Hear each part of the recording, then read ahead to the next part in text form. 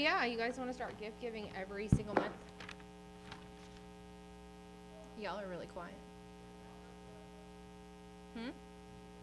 All right. Well, how did y'all? Are you recording this?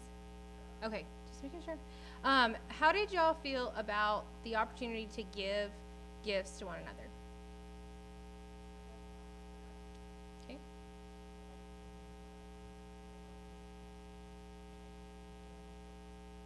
Okay. Well, I enjoyed it. I think I was blown away with my last gift. There was a beef up in there though. I never told you that. I got Chex Mix instead of Gardettos. I'm not lying. It's okay. I walked out of Sam's and I'm like, oh man, that should have been Gardettos, not Chex Mix. God has said that it is not good for man to be alone. In Genesis 2:18 says, "The Lord God said, it is not good for the man to be alone. I'll make a helper suitable for him." We've all heard the phrase, "No man is an island," and it's true. We all need others in our lives. I feel plain, unlikable, and lonely. I actually heard this come from the mouth of a bright teenager from the loving home. It seems nobody wants to be my friend, or at least my really good friend. What's wrong with me? Like this girl, many of us experience loneliness, some more than others. The truth is that all people, no matter what their age, even the most outgoing, wealthy, and popular, experience loneliness, at least occasionally. But sporadic feelings along this line are light years away from facing the rejection of peers on a day in and a day out basis. That's how the girl feels nearly every day she wakes up to a world where it seems no one her age really cares. Perhaps you can relate. You've been there, or you are there, or maybe it's just that you're isolated more often than you'd like to be. I've been there. You'd like to have more friends, or at least one or two very special friends you can count on. Let me begin by saying it's healthy and natural to want to be around people who care. Realizing that Jesus had close friends reminds us of God's purposes for relationships. He designed friendship to be caring, loving, and intimate. To have these types of friendships, we need to realize it is our responsibility to find and build healthy relationships. To do so, we must reach out to others and treat them the way we should desire to be treated by a friend, looking out for what is in their best interest. We need to be willing to slowly share our hearts and allow our friends to do so as well. Everyone is fearful of rejection, but someone has to reach out first. We must be willing to take risks, realizing we really have nothing to lose and a lot to gain. As we seek genuine friends and live the message of King Solomon, if we want friends, we must be friendly. We will discover that this biblical principle really does work. So I have a question. Anyone before this challenge I gave you guys feel like the girl that I mentioned? One of y'all? Yeah.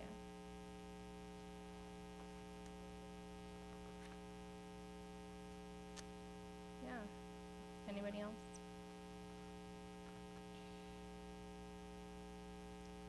Well, how many of you truthfully needed my reminders throughout the 3 weeks of the faith boxes? Truthfully. To pick up your stuff. Remember to put it in the box. Yeah. Yeah. I've seen several hands.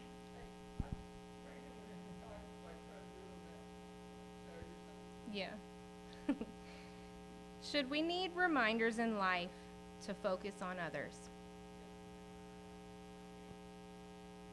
What are you laughing at? Honestly, should we need reminders in life to focus on others? That's okay. But you do. Yeah.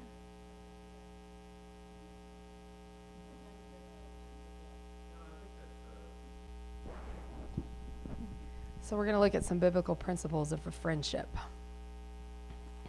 Did anybody bring their Bible? Thank goodness. Okay. Go to 1 Samuel 18. All right. 1 Samuel 18.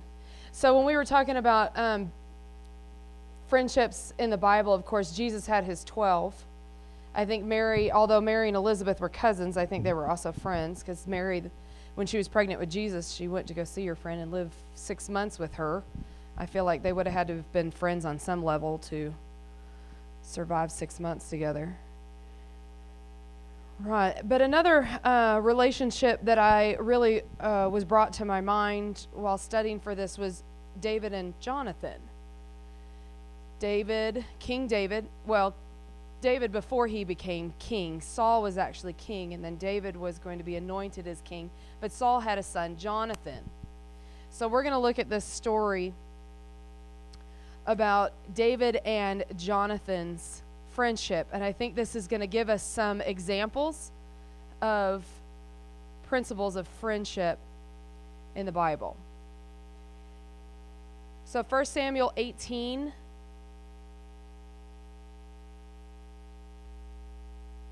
So this is where Saul and David actually meet. Now, to catch you up in a little bit of background, David had just gone out. Saul was going up against the Philistines, and Goliath was out there. And David had just come off the battlefield of fighting with and killing Goliath. Okay, so that brings you up to speed where we're at. So, Kelly, will you read 18:1 through 4, please?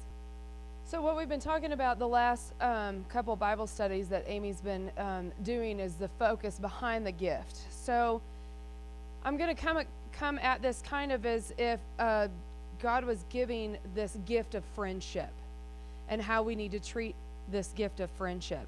So we're looking at David and Saul, and one of the verses in here said he loved him as himself. Jonathan and David had such a strong friendship. God developed this for friendship between the two of them that Jonathan loved David as himself, and David loved Jonathan as himself. And I think that's how we need to treat our friends, is to love them as we love ourselves. So they were knit together then. And I think this is a symbol, too, that what Jesus did for us on the cross. You know, God gave Jesus as a gift to us. And Jesus loved us so much that he was willing to die on the cross. So I think one of the principles then for having a friendship is loving them as you would love yourself. And also within these verses, verse 4, Jonathan took off the robe he was wearing and gave it to David, along with his tunic and his sword and his bow and his belt. So back in the story, when he walked into the Philistine camp, he really came with nothing because he was coming off the field as a shepherd boy.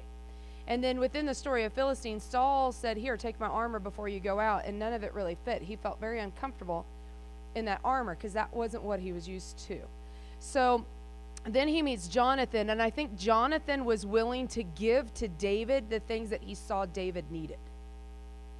And I think as friends, that's what we need to be willing to do, is to give your friends the things that you see that they need.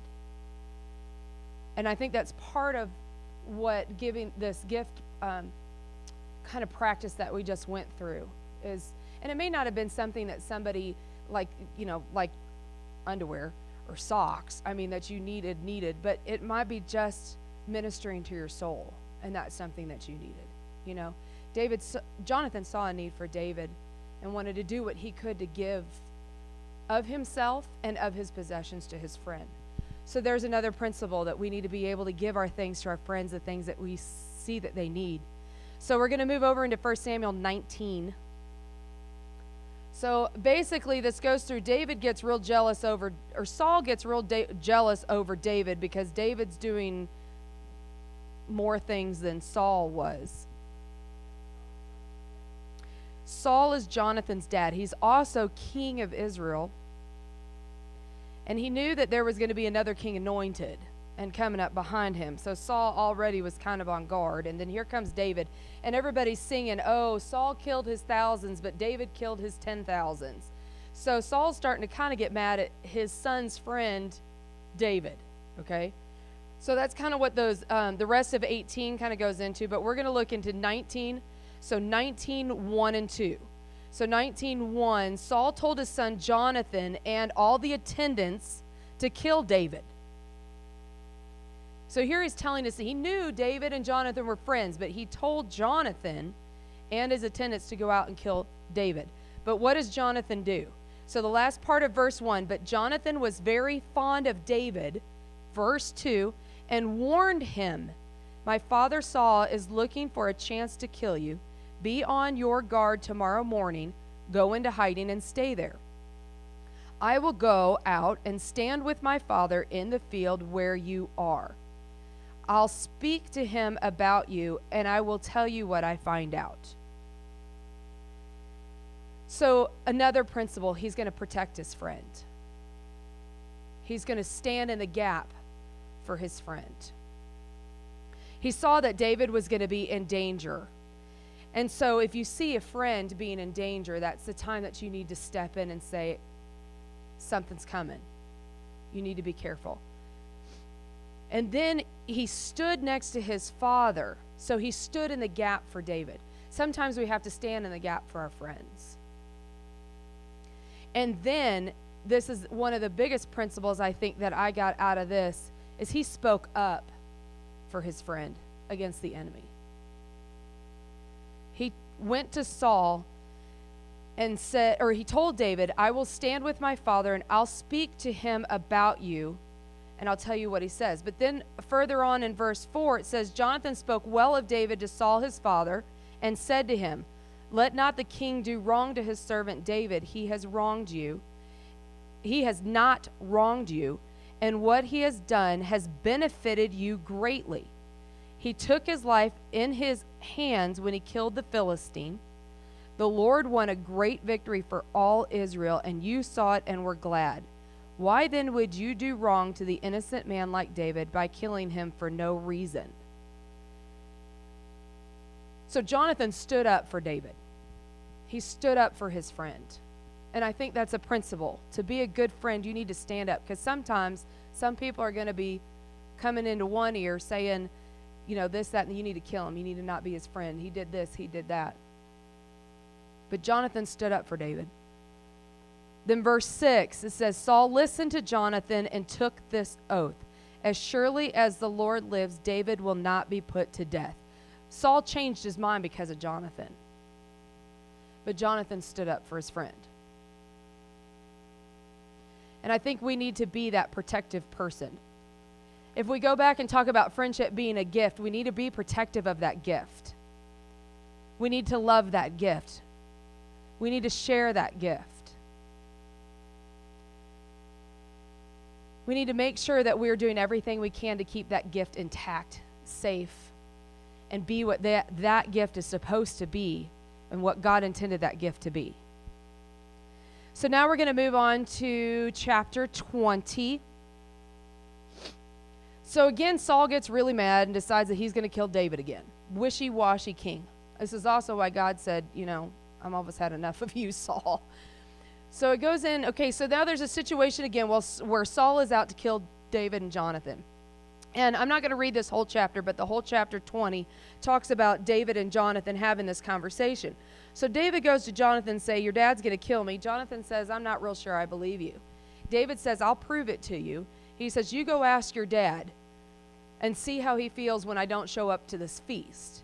So David doesn't show up to this feast, and Jonathan goes up to Saul to see what Saul's reaction is. And David told Jonathan, the reaction of your father will tell you whether or not I'm right and he's back to try and kill me again. So Jonathan did as David suggested, and he realized that yes, indeed, Saul was trying to kill David again. But if there had been no trust between David and Jonathan, Jonathan wouldn't have gone and tested his father. So I believe another principle for friendship is that you trust each other. Jonathan and David trusted each other. David knew that Jonathan was not going to try and kill him, although Saul was trying to kill him. He also knew that Jonathan spoke for him. And he also knew in this situation that Jonathan was going to protect him. So the rest of this chapter leads into where David told Jonathan, okay, I know Saul's trying to kill me. Here's the signal once you talk to Saul that will show me that indeed I need to leave. So Jonathan comes out and he gives David this signal that indeed, yes, Saul's trying to kill him again and it's time for him to go. So he's back to protecting his friend. But David had to trust Jonathan to give him the right signal. Because what if Jonathan had decided to give him the wrong signal and send David back into the kingdom, and Saul would kill him anyway? So he had to trust. So the two of them had to have a deep trust. And that's a principle in friendship, is to develop trust between the two of you. So then it goes on. So the very end of chapter 20, after the boy had gone, that was Jonathan's signal to David. David got up from the south side of the stone, bowed before Jonathan 3 times with his face to the ground. Then they kissed each other and wept together, but David wept the most. They showed affection towards each other. This is not an ungodly affection, because as we know now in society, friendships, affection can be turned wrongly. But there needs to be affection between friends. And then Jonathan said to David, "Go in peace, for we have sworn friendship with each other in the name of the Lord, saying, 'The Lord is witness between you and me, between your descendants and my descendants forever.'" Then David left, and Jonathan went back to town. So they trusted each other. They also shared their problems with each other to develop that friendship, that trust that they had. They were willing to do what they needed to do for each other. And they continued to keep their friendship for generations. Later on in 1 Samuel, or maybe it goes into 2 Samuel, where David finds Jonathan's son who is crippled. And David invites the crippled son of Jonathan to stay at his table. And he renewed the lands that had been Saul's and had been taken from him. He gave them back to Jonathan's son. Jonathan had been killed on the battlefield with his dad, but because of the friendship that David had with Jonathan, he was willing to even protect the children for generations to generations. Your friendships that you develop here do not end here. Me and Amy have a very close relationship, and I would do what I would need to do if something happened to Amy and Justin to make sure that her children are safe, because that's her family, that's her generation. And I would hope that my kids, through our relationship, would have a relationship with her kids and continue on as it goes through generations. I don't think God intended for one relationship in just a moment of time. I think it's to carry on from generation to generation. So those are some principles. So real quick, let me give you a few other verses that talk about friendship. Yes. Because he was the one having to leave. He knew what was coming, I think. I mean, Jonathan was staying with his family. David was having to go. He's running for his life, and I think he knew it. He also might have known that that was going to be the last time he was going to see Jonathan.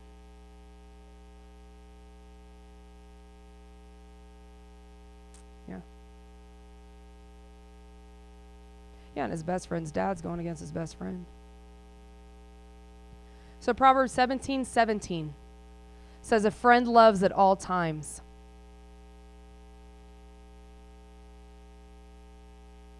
Proverbs 16:28 says, "A gossip separates close friends." Proverbs 17:9, "He who covers over an offense promotes love, but whoever repeats the matter separates close friends." And I'll give you a list of these afterwards.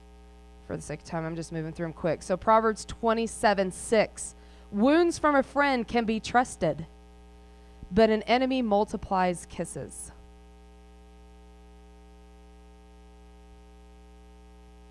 And then last, John 15, and I'm going to go ahead and turn there. John 15:12 through 17.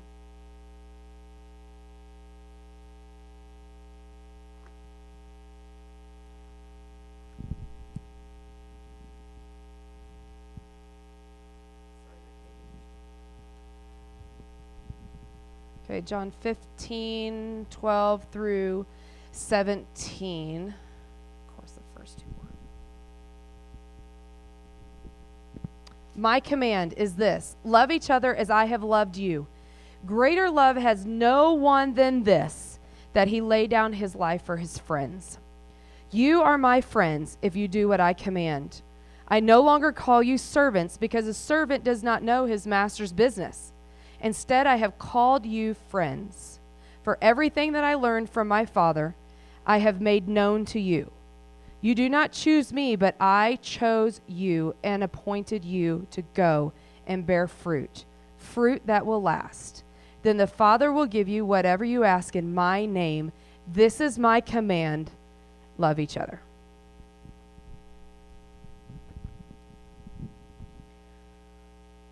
Did I just drop the mic and be done? Okay. Well, leading into my next point from what I just into this part, can I get a volunteer to read Philippians 2:4?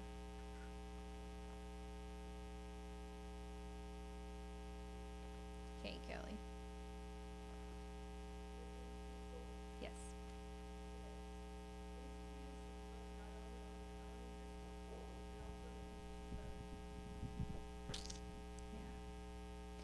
Have y'all ever realized that our heads are down a lot more than they are up?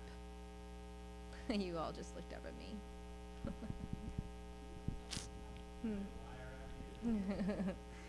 No. Have y'all ever realized that you walk into a room, most times the person's not looking at you? Nobody. That everybody's heads are down. People's heads are down a lot more than they are up. Yeah. What are they on most? What are people zoned out on? Phones, Facebook.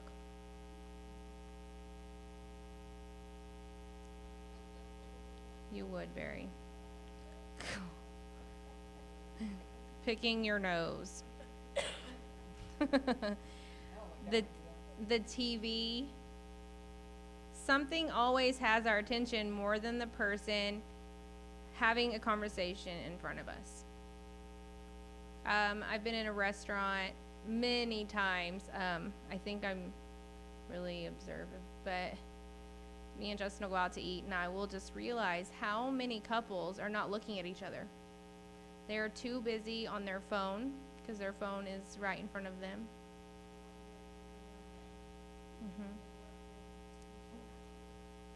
Kids are too busy. They're not paying attention to their parents. They don't want to hear the conversation that they're trying to have with them. So people's heads are always down. The verse from Philippians doesn't come naturally, does it?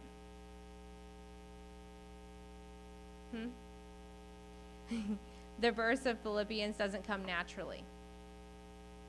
That do not be interested only in your own life, but be interested in other people's lives. Does it come naturally?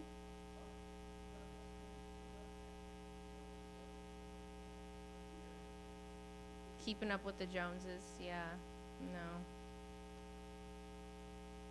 Y'all all think that, yeah.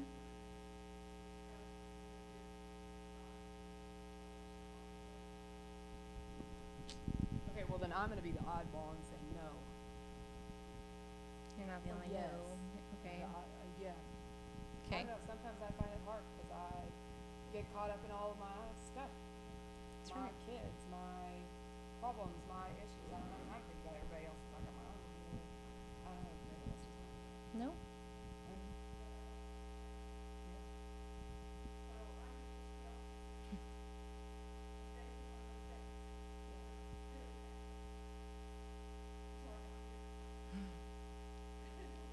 Well, and I think that's kind of the trouble too, that you pour yourself out so much. Right.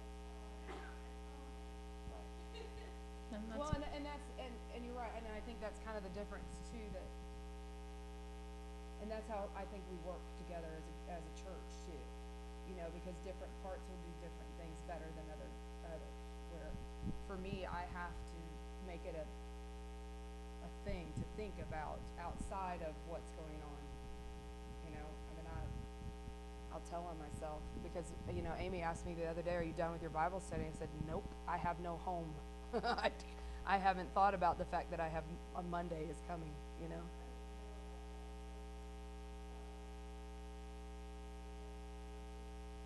Well, we're not standing on the rooftops and announcing it.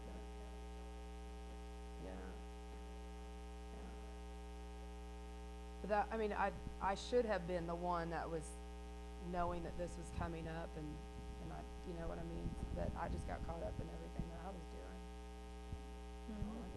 Yeah. I'm telling on myself, but.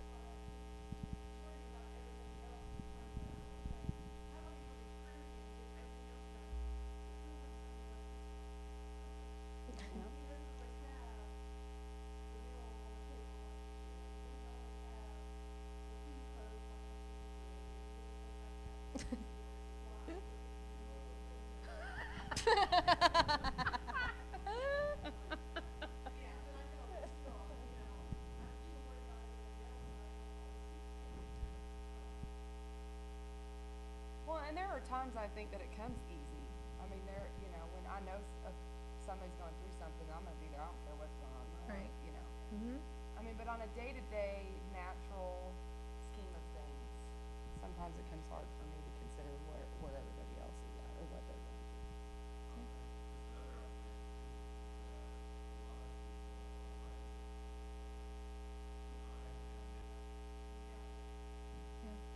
Yeah. Well, I want to prove my theory, so. Prove it.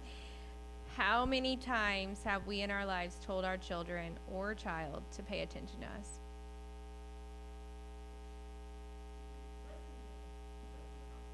Or did you hear what I said? How many times we said it? We do. So do not be interested only in your own life, but be interested in the lives of others. This goes right along with my beginning question. Should we need reminders to focus on others? Why or why not?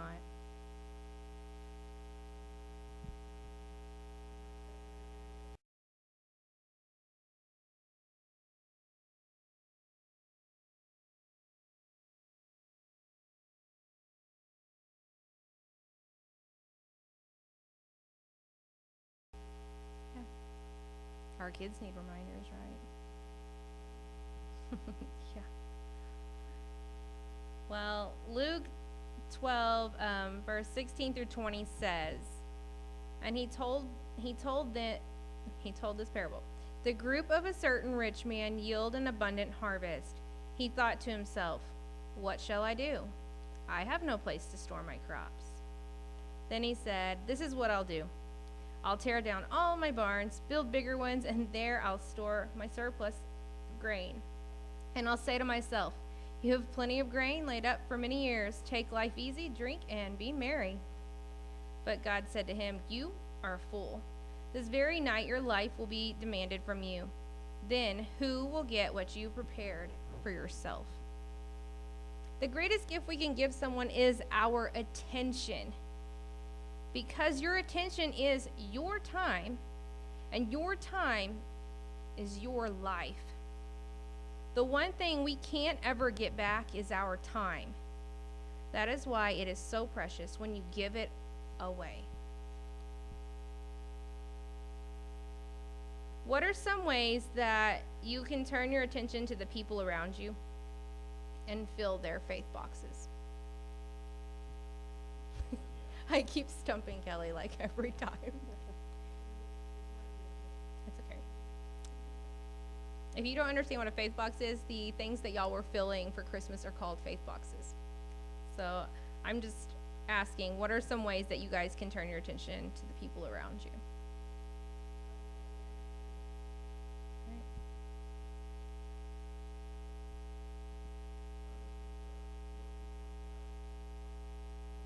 Yeah.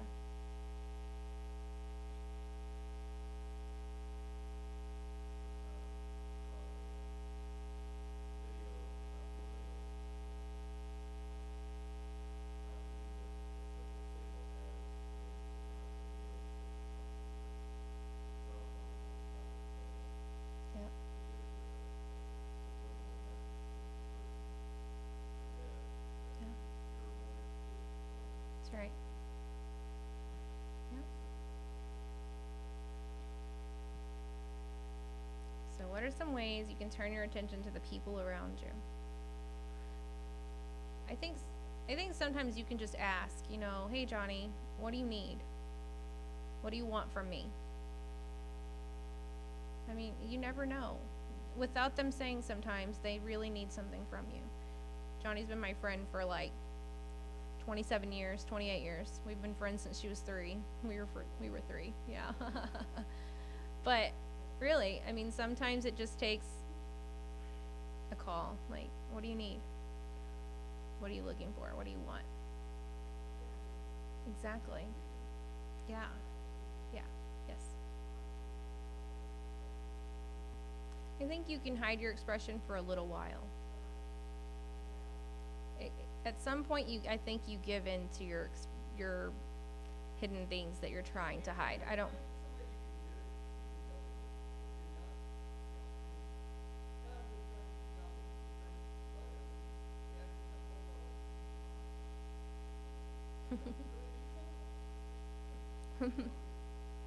Yeah, that's right.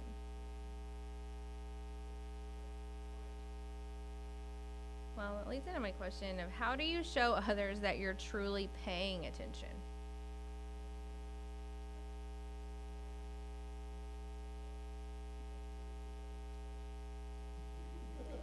Put the device away. Yes, I heard you. Or you repeat what they just said so they understand you heard them. Yeah. Mhm. There was a statement that was made that we listen to respond, we don't listen to hear and understand. Right. Right. Come sit up here. He was just saying is that Um, you're answering, you listen so that you have a response. Because you're trying to formulate your response in your mind, you're not hearing what the other person is saying. So you're listening to respond, you're not listening to Yeah. hear or understand what the person's saying. or you're waiting for a question that you want to answer. Like sometimes they're asking you something, you're like, whatever. Like, moving on. No. So my question, how do you show others that you're truly paying attention?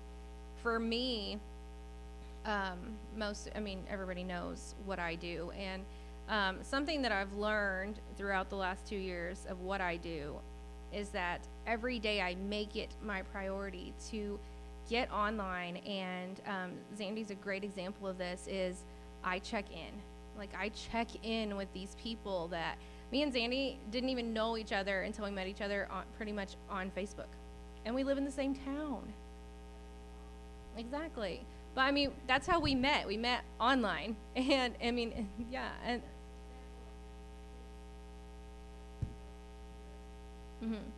I mean, farmers only. I know.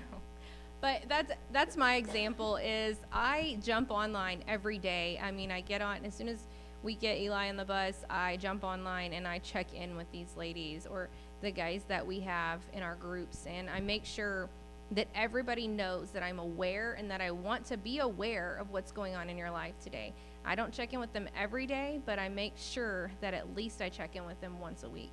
And that's something that I do, is I focus on everybody else and take the focus off myself. So that's something that's very important to me. Something else that I've done in the last year is when I check in with some of these people, they've actually started coming to this church. And it's been something that God laid on my heart, was to start asking them, what can I do? What can I do? Like, can I be Jesus? Can I do something, for you? What can my church do for you? And I reach out to them to make sure that they know that I'm not only worried about their health, but I want to know about, their life and how they are intact with God. And I make sure that they know that as well. I want to know everything. I'm kind of nosy, so.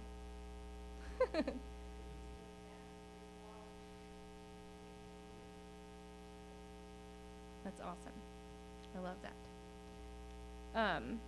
Well, my last question is, the focus behind the gift that sometimes we don't honestly realize can be a gift. So what am I talking about? Do you have any clue? The focus behind... It wasn't even Kelly. Okay, the focus behind the gift that sometimes we don't honestly realize can be a gift. What do you think it is?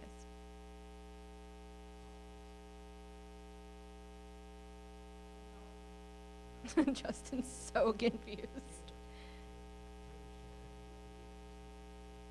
We're talking about the focus behind the gift. So I'm asking, what do you think the focus is behind the gift? I like Dixon's. I like where you were going with that, Dixon, though. Yeah. Yeah. Like making it specific to that person, Right. the thought behind. Right.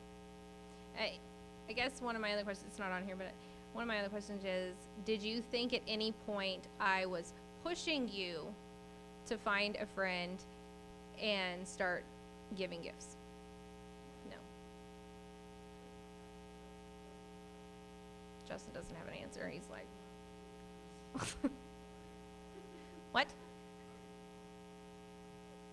Yeah.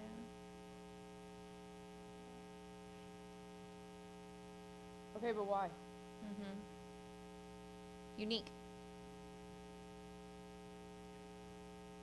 Like his color was the entire color wheel. Like, I don't. Oh, primary colors, yeah. Yeah. Okay, so do you think, though, that part of the reason why it was hard is because you didn't really know him that well? Because I think that's a good point. It's easier. It's much like, I'm glad I got Amy because I thought that's super easy. I can, that I know her real well, and so. That's right. Absolutely. Exactly. Yeah. Exactly, and that's the point. I think even though you didn't know him, you still went out and gave him gifts.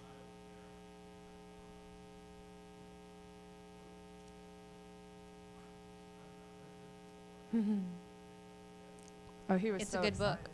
He was so excited. Dante's Inferno, wasn't it? Or, Mm-hmm. Oh, okay. I saw walking out Do you feel like you know that person more? Yeah. Yeah. Yeah. Yeah. I definitely found, me and Kelly have been friends for a while, so it made me see a different view for her. Like, I didn't know some things that I do know.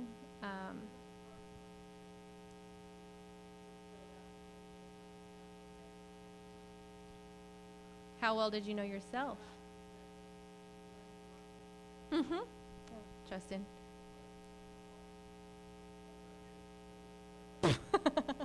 I loved the last stuff he got, I have to admit.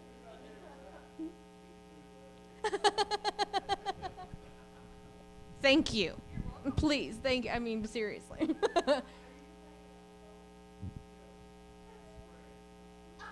That's why I said thank you.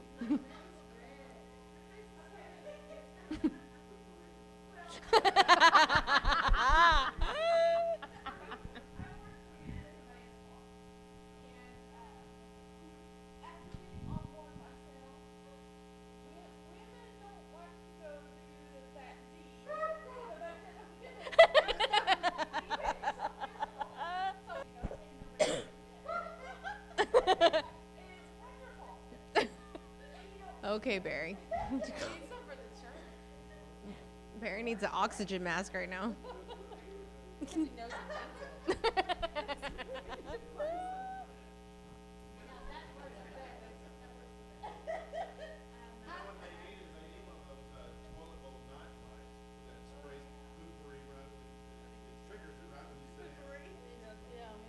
Bible studies. We are blessed with friends. Agreed? Yes. We should have had this at my house. Okay, we are blessed with friends. They're set in our lives, I believe, from God.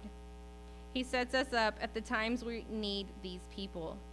When I met Amy, I didn't realize what a true blessing and help she would be in one of the toughest years I've had.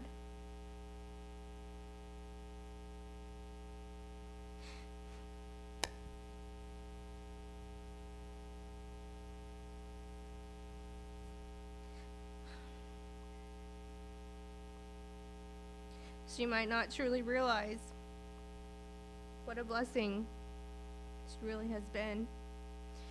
I realized writing this study for this for this Bible study for y'all that what made her that true blessing, that feeling as though she had been adding things to my faith box, was her effort. And it was her attention.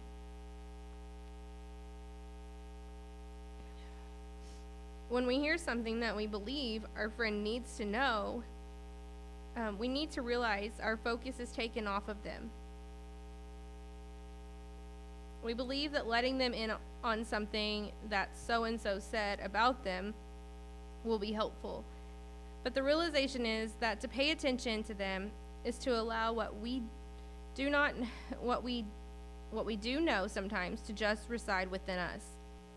That can only be easily attention seeking for ourselves, while without knowing hurting more than that one person, but a group. I don't know if that made any sense to you. Me and Amy and Lisa went to Amarillo to a women's conference, and the lady made so much sense. She said that, for example, I don't know, help me out. I was trying to remember her example. If you hear something bad about your friend, her example was that instead of running to them and saying, I heard that about you, that's really defeating the friendship. I think that goes back to what we talked about with David and Jonathan, that's not protecting your friendship. I mean, there are things that you need to share with your friends, and there are some information that they need to know, but others, I think to protect your friend, you have to censor some information as well. And to protect that friendship, protect that person, you don't just spill everything you hear, because that's going to do more damage to your friend and to the people around them. So to keep in mind to protect your friend, to protect your friendship. Yeah. Mhm. Yeah. Yeah. Well, and I think that goes back to the defending too. Your job is to defend your friend. Mm-hmm. So my whole thing is that when you hear something that you believe your friend needs to know, sometimes you should just not, because you're not going to get anything out of it, and you're going to end up hurting, and so is your friend. I've been there when you think your friend needs to know something and you end up losing that friendship.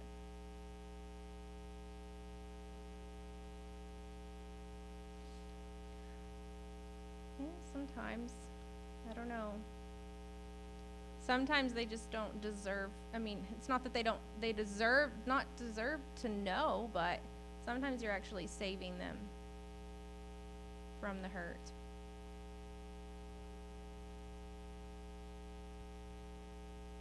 No, you won't tell. You don't tell them.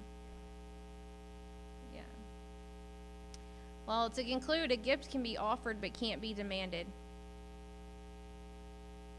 The gift must be given with joy, as the giver feels that it is right. If the receiving one annoys the giver into giving, then it is not really a free will gift.